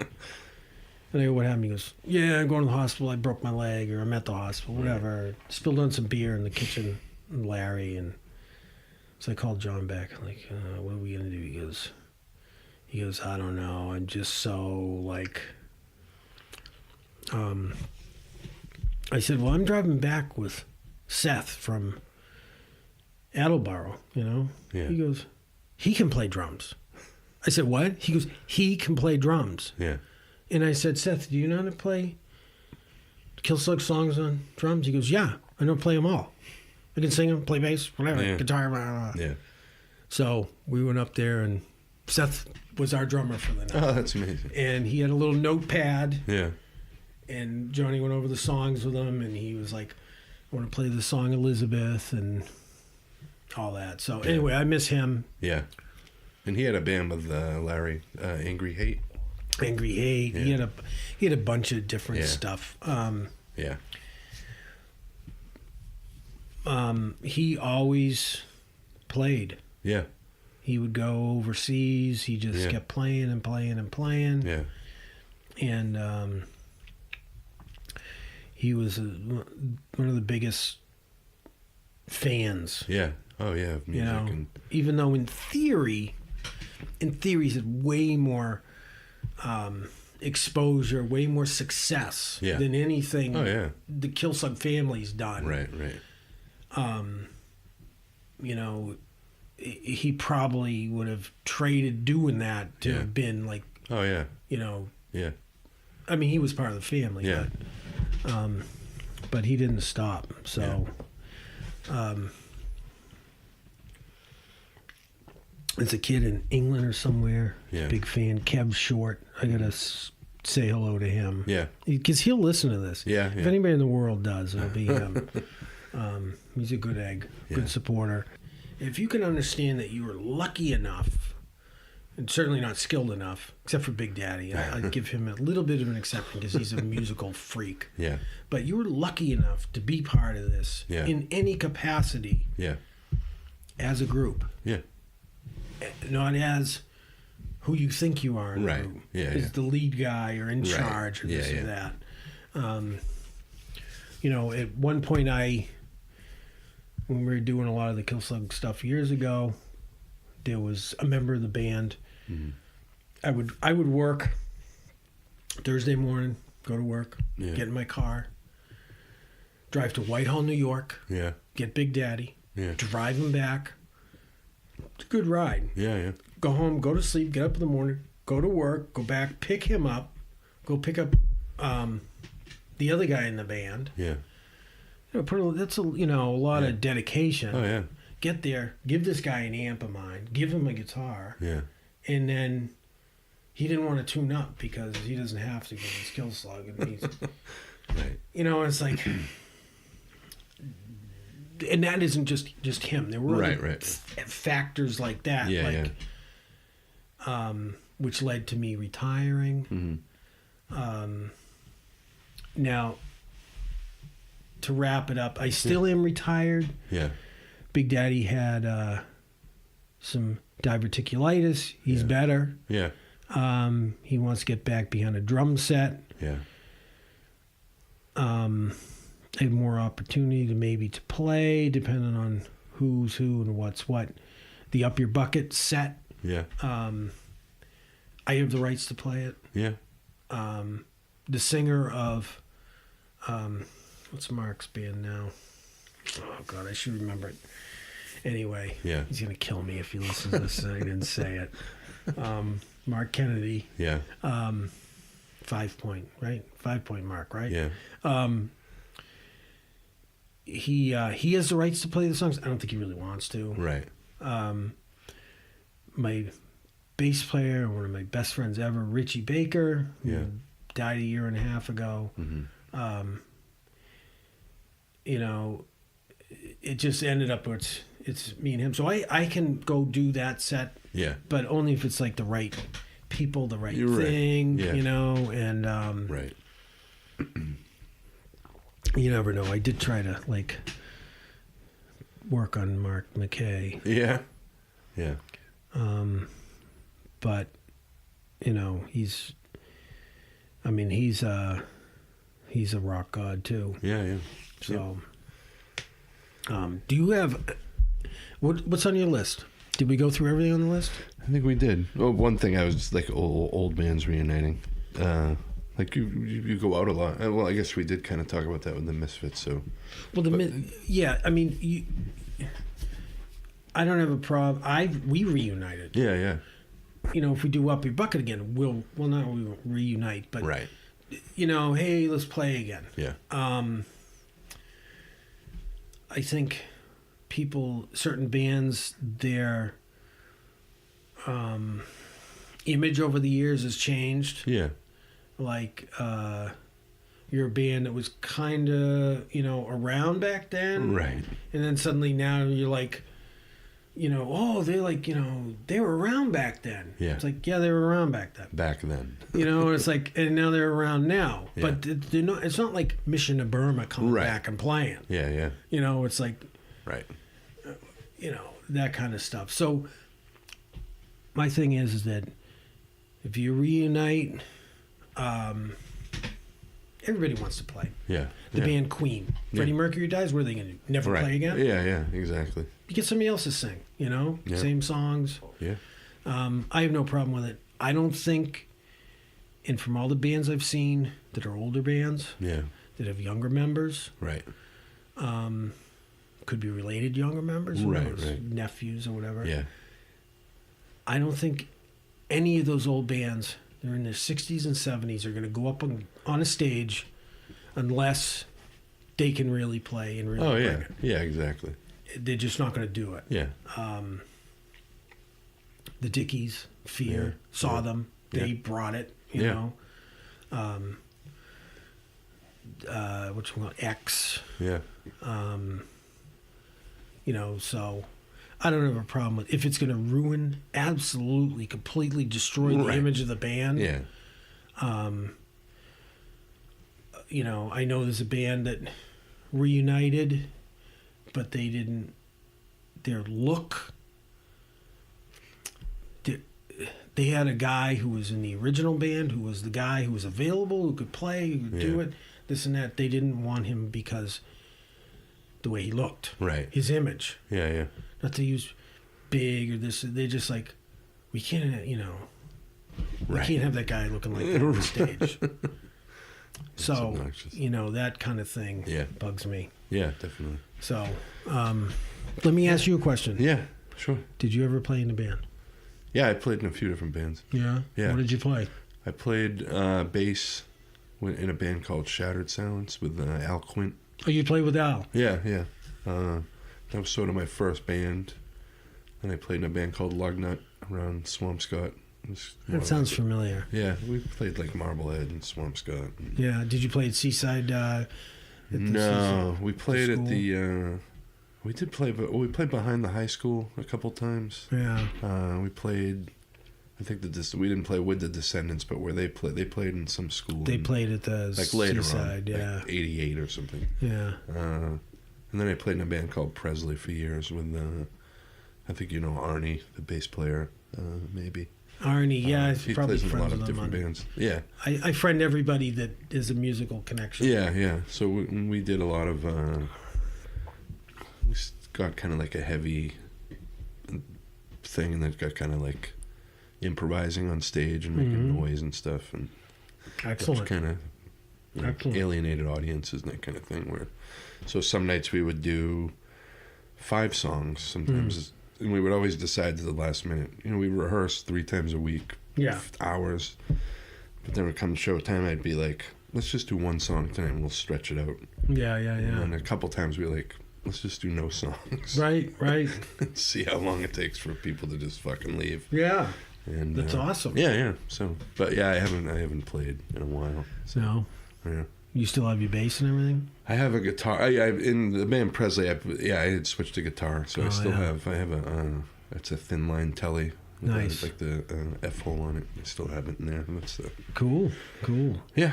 So excellent. Yeah, but yeah, I don't know I didn't get like I've played like reunions with other bands here and there, and I didn't get that same feeling playing live music as I did when I was younger. So I just didn't give me that same thing. So you need chaos. Yeah. I mean, luckily, Kilslug was built in chaos. Yeah. Yeah, it was. 'Cause I feel like a lot of people talk about Kilslug being like Sabbathy or heavy, and it is heavy, but I always thought it was more of like a noisy, just cacophonous, just like scary.